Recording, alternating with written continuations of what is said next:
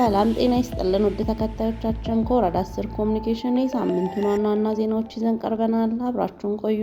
የገበያ ማረጋጋት ግብረ ኃይል የሰንደይ ገበያና ሌሎች የጥራጥሬ ግብይት ቦታዎችን ምልከታ አደረገ።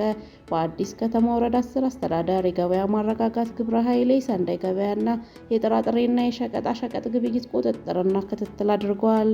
ቀዳማይ ልጅነት የሰንበት ዝግ መንገድ የህፃናት ጨዋታና ስፖርታዊ እንቅስቃሴ ተደረገ። በአዲስ ከተማ ወረዳ 10 ሴቶችና ህጻናት ማህበራዊ ጉዳይ ጽሕፈት ቤት የሰንበት ዝግ መንገድ የህፃናት ጨዋታና ስፖርታዊ እንቅስቃሴው በተጠናከረ ሁኔታ በመካሄድ ላይ ይገኛል።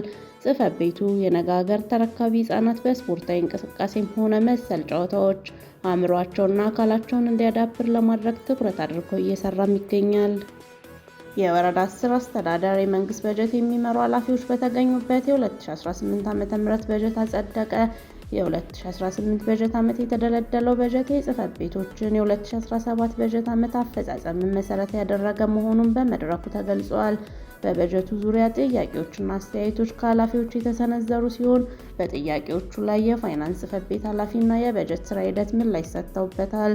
የወረዳው ዋና ስራ አስፈጻሚ አቶ አበራ ግርማን በጀቱ የወረዳውን አንገብጋቢ የልማት ጥያቄዎች ለመመለስና የወጣቶችን የስራ ዕድል ፈጠራ ለማጠናከር ታቅዶ የተዘጋጀ ነው። በጀቱ የሕዝብን ተጠቃሚነት በሚያረጋግጥ መልኩ በቁጠባና በኃላፊነት ስሜት ስራ ላይ እንዲውል ሁሉም የስራ ኃላፊዎች ርብርብ ማድረግ አለባቸውም ብለዋል። የወል ትርክታችን ለነገ ኢትዮጵያ ተስፋ በሚል መሪ ቃል የገዢ ትርክትን ማስረጽ ዓላማ ያደረገ የኪነ ጥበብ ምሽት ተካሄደ። በመድረኩ ላይ በእንግድነት የተገኙት የወረዳ 10 ብልጽግና ፓርቲ ጽሕፈት ቤት ኃላፊ ወይዘሪት አያት ከድር ህብረ ብሔራዊ አንድነትን በሚያጸና መልኩ የኪነ ጥበብ ስራዎችን አጉልተን ማሳየት፣ ገዢ ትርክትን በማስፋት የሀገር አንድነትን በመጠገን የሀገራችንን ልዕልና ማረጋገጥ እንደሚገባ አሳስበዋል።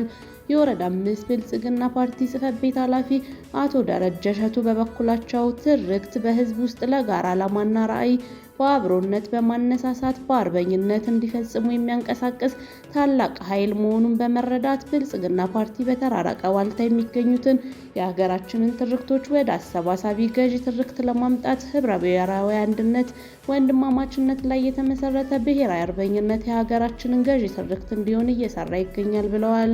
የኪነ ጥበብ ምሽቱ ላይ የወረዳ አመራሮች፣ የኪነ ጥበብ ሰዎችና ነዋሪዎች የተገኙ ሲሆን ገዢ ትርክትን የሚገልጹ መልእክቶች፣ ህብረ ዝማሬ፣ ግጥም፣ ቲያትርና የባህል ዘፈኖች ቀርበዋል።